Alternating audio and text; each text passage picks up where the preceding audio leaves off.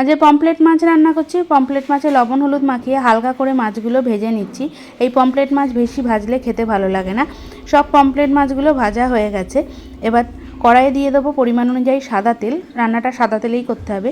তেল গরম হয়ে যাওয়ার পরে আধ বাটা পেঁয়াজ দিয়ে মিডিয়াম আঁচে 5 থেকে 6 মিনিট মতো খুব ভালো করে ভেজে বেশ অনেক কটা টমেটো দিয়ে দিলাম। টমেটো দেওয়ার সাথে সাথেই দিয়ে দিলাম স্বাদ অনুযায়ী লবণ দিয়ে বেশ খানিকক্ষণ মতো কষিয়ে নিচ্ছি। যখন টমেটোটা গলতে শুরু করে দিয়েছে 1 চামচ আদা বাটা, 1 চামচ রসুন বাটা, স্বাদ অনুযায়ী লঙ্কার গুঁড়ো, কাশ্মীরি লঙ্কার গুঁড়ো, হলুদ গুঁড়ো দিয়ে আবারও বেশ খানিকক্ষণ মতো কষিয়ে নারকেল বাটা দিয়ে দিলাম। মশলা থেকে তেল বার হতে শুরু করে দিয়েছে। এবার দিয়ে দিলাম সামান্য পরিমাণ মিক্সির জার ধোয়া জল, মানে নারকেল যেটাই পেস্ট করেছিলাম সেই জলটা। তারপরে পরিমাণ অনুযায়ী জল দিয়ে মিডিয়াম আঁচে 4 থেকে 5 মিনিট ফুটিয়ে ভেজে রাখা মাছগুলো দিয়ে বেশ খানিকক্ষণ মতো মিডিয়াম আঁচে ফুটিয়ে নিচ্ছি। এই মাছ কিন্তু বেশিক্ষণ ফুটালে হবে না, ভেঙে যেতে পারে।